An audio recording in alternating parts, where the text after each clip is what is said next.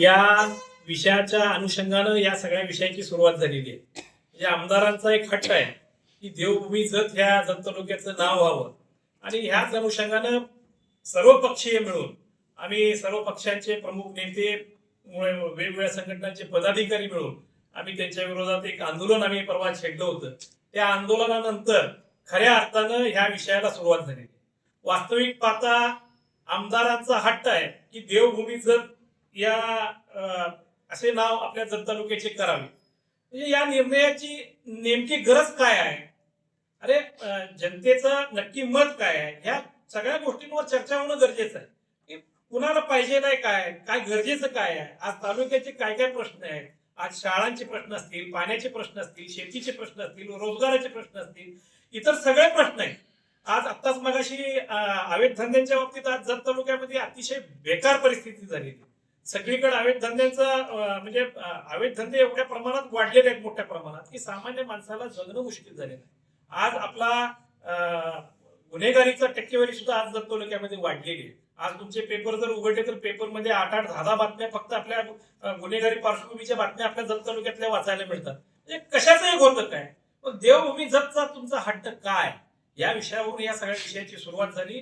देवभूमी जत या विषयावरती आमच्या सर्व पक्षाच्या लोकांनी आवाज उठवला म्हणून ह्यांना सर्वांना पोटशोळ उठलं आणि आमदारांचे खुशमस्करी करणारे हे आमदारांच्या दरबारातले विदूषक यांनी पत्रकार परिषद करून वेगवेगळ्या पद्धतीने वेगवेगळ्या टीका केल्या. टीका टिप्पणी मी म्हणतो की प्रत्येकाला व्यक्ती स्वातंत्र्य आहे, त्यांनी टीका टिप्पणी करावी, परंतु स्वतःच्या उंचीचं भान असावं.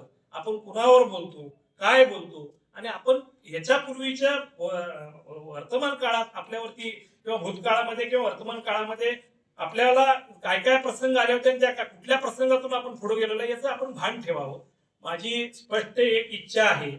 सत्तेचा माज या माणसांना चढलेला आहे. सत्तेचा माज आपण तसाच ठेवावा.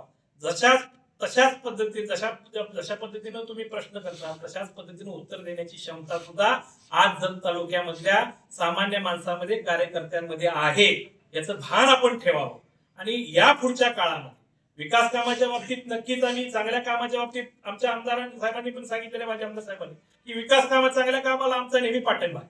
आज जे जत शहरामध्ये नगरपालिकेच्या प्रशासकीय इमारतीचं उद्घाटन आहे त्या पत्रिकेवर सुद्धा देवभूमी जत म्हणजे जत नगर परिषद तुम्ही एक उपाधी लावलेली आहे. अशा आविर्भावात आहे की आम्ही कुठल्याही जनतेचा मुलाहिदा न ठेवता आमच्या मर्जीनं आम्ही जे करेल तो कारभार आम्ही करत आहोत. अशा पद्धतीचा कारभार आपला चालू आहे. आज व्यापक स्वरूपामध्ये जत शहराच्या वैभवामध्ये भर पडणारी नगरपालिकेची इमारत आहे. सत्ताधारी नगरसेवकांनी विरोधी नगरसेवकांना सुद्धा विश्वासात घेऊन लोकसहभागातून अतिशय मोठ्या पद्धतीनं कार्यक्रम घेणं गरजेचं होतं. पूर्वी नगरपालिकेनं तिथं त्या जागेचा प्रस्ताव मागच्या वेळेस विक्रमदादांच्या नेतृत्वाखाली त्या जागेचा प्रस्ताव आपली शासन स्तरावरती मांडला होता. त्यावेळेस तो प्रस्ताव अंतिम टप्प्यामध्ये आला होता. त्यामुळे ती जागा मिळालेली आहे. छत्रपती शिवाजी महाराज उद्यान म्हणून त्या जागेला आपण नाव दिलं होतं. तशा पद्धतीचा बोर्ड तिथं लावला होता. नगराध्यक्ष इक्बाल गवंडी असताना तिथं काही प्रमाणात लहान मुलांच्या खेळण्याची व्यवस्था सुद्धा तिथं केली होती. काही वृक्ष लागवड सुद्धा केली होती. परंतु आज ते नाव तुम्ही तिथून पुसलेलं आहे. याचं नक्की कारण सांग. याचं उत्तर सुद्धा जनतेला द्या. कारण तिथं काहीतरी आमची श्रद्धा आहे, भावना आहे आणि नेहमीच या आमदार साहेबांचं जनतेच्या मी मागेही बोललो होतो की जनतेच्या इथल्या देवभूमी म्हणून तुम्ही ज्या श्रद्धेशी खेळ चाललेला आहे, इथल्या देवदेवतांची नावं घेऊन तुम्ही श्रद्धेशी घेऊन तुमचं राजकारण चाललेलं आहे, हे सर्वप्रथम तुम्ही थांबवावं. आम्हाला एक विकासाचं धोरण घेऊन पळणारं नवीन पद्धतीचे विकास होणारा जत बघायला आवडत. नवीन प्रयोग इथं आलेले किंवा विकासाचे गंगा वाहिलेली आम्हाला जत आवडत. अशा पद्धतीचं आपण काम करूया. नक्कीच आमची त्याला साथ असेल. आता नमो गार्डन म्हणजे काय? नरेंद्र मोदी गार्डन. तशाच पद्धतीने देवभूमी म्हणजे काय? हे फक्त देवाबाबूला खुश करायसाठी हे सगळं चाललेलं आहे. त्यामुळं ह्या गोष्टीत तर 100% जत तालुका याच्या विरोधात आहे. सामान्य जनता नेहमी चर्चा करताना म्हणते की देवभूमीची काय गरज आहे. अशा पद्धतीची लोकभावना आहे आणि त्या लोकभावनेचा आधार करूनच आम्ही सर्व पक्ष एकत्र येऊन त्याच्या विरोधात आवाज उठवत आहे. त्यामुळं देवभूमी आम्ही करून देणार नाही, हे कदापि शक्य नाही. यासाठी आम्हाला कायद्याच्या चाकोरीत जाऊन आम्हाला भांडावं लागलं तर नक्की आम्ही भांडू. आणि मगाशीच सांगितलं की विक्रमदादांवरती आणि जगताप साहेबांवरती बऱ्याच जणांनी काय काय वेगवेगळ्या पद्धतीची टीका केली. त्यांना सुद्धा कायदेशीर भाषेमध्ये आम्ही उत्तर देऊ, त्यांना त्यांची लायकी दाखवून देऊ, एवढंच मी या निमित्तानं सांगतो. जत नगर परिषदेची सार्वत्रिक निवडणूक झाली आणि या निवडणुकीमध्ये अनपेक्षित असा कौल लागून भारतीय जनता पार्टीचे नगराध्यक्ष म्हणून डॉक्टर आरडी हे या ठिकाणी निवडून आले. त्याचबरोबर बहुमतानं भारतीय जनता पार्टीची सत्ता त्या नगरपालिकेत आली.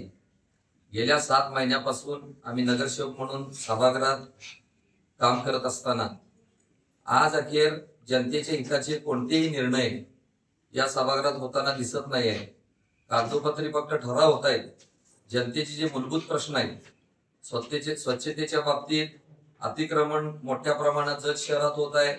महिलांच्यासाठी कुठल्या सोयी सुविधा या ठिकाणी उपलब्ध होताना दिसत नाहीत. 7 महिन्यात 1 ते 11 प्रभागामध्ये कोणत्याही प्रकारचं 1 रुपयाचं सुद्धा विकासाचं काम या ठिकाणी झालेलं नाही. केवळ वर्ण येणारा निधी आणि त्याची मोठी उद्घाटनं. आज जी उद्घाटन होत आहेत हा फार पूर्वीपासूनचा प्रस्ताव होता. कावळा बसायला फांदी तुटायला असा विषय त्या ठिकाणी झाला. वास्तविक पाहता माजी आमदार विक्रमसिंह दादा यांच्या नेतृत्वाखाली इमारतीचा प्रश्न असू दे, 78 कोटीची पाणी पुरवठ्याची योजना असू दे, त्या काळात त्याचं पूर्ण 2 वर्षापासून पाठपुरावा करून अंतिम टप्प्यात ती योजना आली आणि योगायोगानं त्यावेळी आचारसंहिता लागून निवडणूक लागल्यामुळं त्याचं मंजुरी दादांना त्यांच्या कारकिर्दीत घेता आलं नाही आणि योगायोगानं या निवडणुकीत आमचा पराभव झाला आणि बरोबर अंतिम टप्प्यात असलेल्या ह्या योजना मंजूर झाल्या आणि त्याचं नारळ फोडायचं काम आज या ठिकाणी विद्यमान आमदार आणि भारतीय जनता पार्टीच्या या सर्व पदाधिकाऱ्यांच्याकडनं होतंय. वास्तविक पाहता जतसाठी आज तुम्ही जर बघितला बाजारपेठेतले अतिक्रमण बघा, मोकाट जनावर सगळीकडे फिरताना दिसत आहेत. कुत्र्यांच्या मुळे चावा घडून माणसं सुद्धा मृत्युमुखी पडलेत. पण या सर्वसामान्य ह्याच्यासाठी या नगराध्यक्षांना आणि विद्यमान त्यांच्या नगरसेवकांना काही देणं घेणं नाही आहे. फक्त सवंग लोकप्रियतेसाठी ही मोठमोठ्या योजनेची नारळ फोडायचे आहेत. वास्तविक पाहता शासनाची आज तुम्हाला परिस्थिती माहित आहे. कोणत्याही योजनेला या ठिकाणी एक दमडी सुद्धा या ठिकाणी नाही आहे. गेल्या 1.5-2 वर्षापासून केलेल्या कामाचे मक्तेदारांना त्या ठिकाणी बिलं मिळत नाहीत. आज आमच्याकडं स्वच्छतेचा कचऱ्याचा टेंडरचा विषय आहे, तो वादामुळं आर्थिक हित संबंधामुळं पेंडिंग आहे. त्याचबरोबर बाकीचे अनेक टेंडर आहेत, यात फक्त विद्यमान नगरसेवकांना भारतीय जनता पार्टीच्या टेंडर मध्ये रस आहे. त्यांना लोकांच्या कामकाजाची देणं घेणं आहे आणि जे लोकांच्यातून निवडून आलेले नगराध्यक्ष आहेत त्या डॉक्टर आरडींना आमच्या नगरपालिकेसाठी 1 मिनिटाचा सुद्धा वेळ नाही. माझं त्यांना ओपन चॅलेंज आहे. गेल्या 7 महिन्यात 7 तास जरी त्यांनी खुर्चीवर बसलेलं मला काउंट करून दाखवावं, त्या ठिकाणी मी नगरसेवक पदाचा राजीनामा द्यायला तयार आहे. आज आमच्या नगरपालिकेची अवस्था अशी आहे, रोज 100-200 लोक कामासाठी येत आहेत, धडकून जात आहेत. तुम्ही कधी जरी गेलं तर सभागृहातल्या 3 खुर्च्या ह्या मोकळ्या आहेत. लोकांची दाद घ्यायला तिथं कोणी नाही. नागरिक वैतागलेले आहेत. नागरिकांची कुठलीही या ठिकाणी काम होताना दिसत नाहीत आणि उलट सवंग लोकप्रियतेसाठी ही माणसं खालच्या लेवलला जाऊन केवळ वैयक्तिक टीका करण्यात मग्न आहेत. याच्यापेक्षा माझा त्यांना सल्ला आहे की तुम्ही ज्या जनतेनं तुम्हाला विश्वासाने या ठिकाणी निवडून दिलंय त्यांची कामं करण्याचा प्रयत्न करा आणि तुम्ही जास्तीत जास्त तुम्हाला दिलेल्या संधीचं सोनं करावं. कुणावर तर खालच्या पातळीवर जाऊन राजकीय टीका करणं म्हणजे त्या ठिकाणी फार स्वतःची पाठ थोपवून घेण्यात ही सगळी मग्न आहेत. आम्हाला त्यांना जाहीर आव्हान आहे की 7 महिने आता गेलेले आहेत. 7 महिन्यात तुम्ही एक दमडी सुद्धा त्या ठिकाणी काम करू शकलं नाही. विकासाचं कुठलं विजन तुमच्याकडे नाही आहे आणि तुमचे पदाधिकारी या ठिकाणी वेळ देताना दिसत नाहीत. हे जगच्या जनतेचं अतिशय थट्टा चाललेली आहे आणि ही थट्टा त्या सर्वांनी थांबवावी आणि आरडी डॉक्टरनी स्वतः या ठिकाणी नगरपालिकेत आपली उपस्थिती दाखवून नागरिकांसाठी वेळ द्यावा. ज्या नागरिकांनी त्यांना या ठिकाणी कामासाठी निवडून दिलंय परंतु त्यांचे मोठे वैद्यकीय व्यवसाय जे आहेत ते व्यवसाय करण्यात ते मग्न आहेत. ते व्यवसाय वाढवण्यात वेगवेगळ्या अनेक त्यांच्या संस्था काढण्यात त्यांचा सध्या जास्त भारतीय जनता पार्टीचा वापर करून इंटरेस्ट आहे. तो इंटरेस्ट कमी करून ज्या लोकांनी तुम्हाला जनतेने निवडून दिले नगरपालिका आणि जत शहराचा विकास करायसाठी त्यासाठी तुम्ही पूर्ण वेळ जनतेसाठी द्यावा एवढीच आम्ही त्यांच्याकडनं माफक अपेक्षा या ठिकाणी व्यक्त करतो. नगराध्यक्ष डॉक्टर रवींद्र आराळे त्याचबरोबर आमचे सहकारी नगरसेवक गौतम आयवळे आणि माजी नगरसेवक राजू यादव, त्याचबरोबर नगरसेवक मिथुन बिसे यांनी पत्रकार परिषद घेतली आणि त्या पत्रकार परिषदेमध्ये माझे आमदार विलासराव जगताप साहेब, त्याचबरोबर माझे आमदार विक्रमदादा सावंत यांच्यावर त्यांनी टीका टिप्पणी केली आणि त्यांनी टीका टिप्पणी करत असताना जगताप साहेबांच्यावर टीका टिप्पणी केली त्यावेळेस त्यांनी सांगितलं की त्यांचे अवैध धंदे काय. वास्तविकता बघितला राजू यादव यांचे अवैध धंदे काय आहेत ते आपल्याला माहिती आहे. सातारा रोडला किती मजले हॉटेल चालू आहे, मटका बुकी कुणाचा चालू आहे, बेटिंग कुणाचे चालू आहे, अवैध धंदे कुणाचे चालू आहे. त्याचबरोबर जतमध्ये सराफकटा दुकान बंद करून व्याज कशा पद्धतीने वसूल केलं. त्याचबरोबर गांधी चौकामध्ये एका लिंगायत समाजातल्या माणसाचं दुकान कशा पद्धतीने व्यापाऱ्याचं दुकान हडपलं हे वास्तविकता सगळ्यांना माहिती आहे. आपल्याकडं बंदूक होती त्यावेळेला एका विद्यमान आमदारांनी तुम्हाला वाचवलं.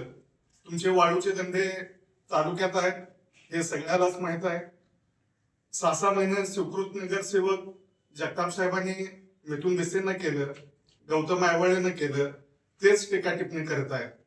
आमच्या आमदारावर टीका टिप्पणी करताना अगोदरचे आपले विद्यमान आमदार गोपचंद पडळकर साहेब आपल्या नागेश फाट्याला नारळ पाणी विकत होते का लाल पाणी विकत होते का देशी दारू दुकान चालवत होते याचा सुद्धा आपण विचार करावा आणि त्याच्यावर आपण आमच्या माझ्या आमदारावर टीका टिप्पणी करावी. आपल्याला ज्या आमदारांनी नगरसेवक केलं त्यांना विसरला. आज दादा आहेत, उद्या सरकार आहेत, परवा दिवशी साहेब आहेत, आज शेठ असतील, उद्या कोण मादक येतील, कोण दादा येतील, कोण दुसरा कोण तर भैया येईल. हे सत्तेसाठी पेपासलेले व्यक्ती आहेत आणि सत्तेसाठी कोणाच्या बरोबरही जाणारी हे सर्व माणसं आहेत आणि यांच्या सगळ्यांचे अवैध धंदे असताना माझ्या बरोबर टीका टिप्पणी करणं हे तुमचं चुकीचं आहे. ज्या पद्धतीनं आपण अनिल पाटील यांच्या बरोबर आमच्या दादांचा फोटो दाखवला, खरं तर तो बुके दिलेला फोटो होता आणि आपण पैसे दिला अशा पद्धतीनं तो फोटो दाखवला. अनिल पाटील यांचे संबंध खासदार संजय काका पाटील माजी खासदार यांच्या बरोबर पण संबंध आहेत. आर पाटील यांचे पुत्र रोहित पवार यांच्या बरोबर पण संबंध आहेत. मग ते पण काय चुकीचं गुन्हा दाखल चुकीचं काम करतायत का हे कुठं तर तपासणं गरजेचं आहे.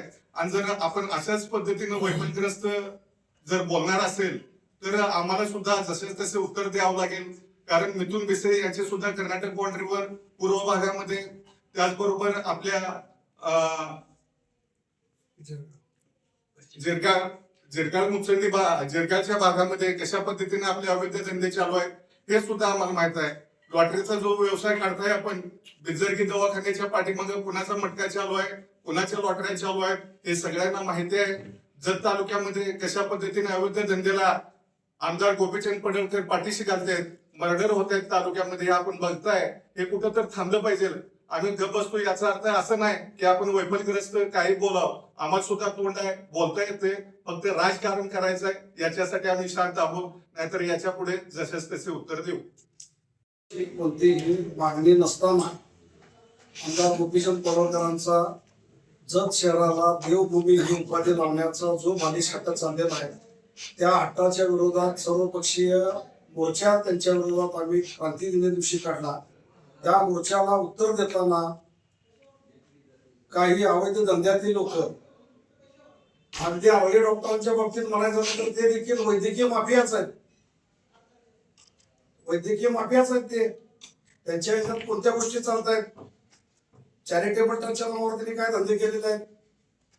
जर नगर परिषदेचा नगराध्यक्ष स्वतःच्या एकाही इमारतीची नोंद केलेली नाही जत नगरपालिकेकडं, त्याचा कर तो भरत नाही.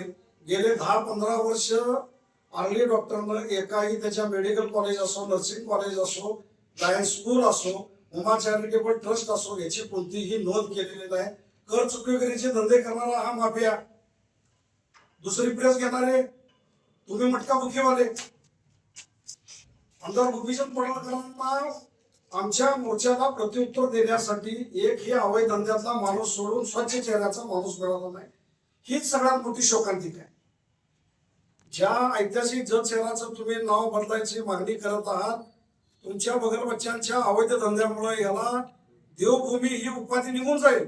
अवैध धंद्याची भूमी अशी उपाधी यायची परिस्थिती आता आणून ठेवलेली आहे. तुम्ही तोंड कसंही सोडता येतं, आम्हालाही सोडता येतं. जे लोक प्रेस घेतले त्यांनी सांगितलं, कुणीतरी अनिल पाटीलचा बुके दिलेला फोटो दाखवला. 11 वाजता रात्री कॉन्स्टेबलचा फोन आल्यानंतर माझ्या गेटच्या बाहेरून तुम्ही हात जोडून उभा राहत होता, पोलीस स्टेशनला फोन करा म्हणून. कुणीही सांगायची गरज नाही. 2 दिवसात तुम्ही प्रत्येक वेळेला नवीन सत्ताधारी आमदार बघायचा, जेवणाचे डबे द्यायचे आणि त्यांची जवळी साधायची. हे धंदे जुने झालेले आहेत. तुमचा अवैध धंद्याच्या माध्यमातून येणारा पैसा आणि त्यातून येणारी ही मुजोरी, आमदार पडळकर साहेबांनी देखील विचार करावा. ज्या लोकांना त्यांनी प्रेस घ्यायला लावलेले आहेत, एकही स्वच्छ चेहऱ्याचा माणूस मिळाला नाही, एकही स्वच्छ चेहऱ्याचा. एक काय तो खिलारी डॉक्टर, तेवढा डॉक्टरच्या व्यवसायातला स्वच्छ चेहऱ्याचा माणूस मिळाला. आतापर्यंत त्यांनी घेतलेल्या प्रेस मध्ये 3, 4, 5 चेहरे जे होते ते सगळे ज्याच्यावर गुन्हे दाखल आहेत. राजू यादव आमचा मित्रच होता. मटक्याचे किती गुन्हे त्यांच्याकडे दाखल आहेत त्याचं रेकॉर्ड निघालेला आमच्याकडे. तुम्ही सांगताय इथून पुढं जर तुम्ही तुमची पातळी सोडून आमच्या नेत्यांच्यावर जर टीका करत असाल तर त्याच भाषेत तुम्हाला प्रत्युत्तर दिलं जाईल आणि प्रत्येकाची अंडीपिल्ली काढली जाते. एवढंच या निमित्तानं मी त्यांना सांगतो.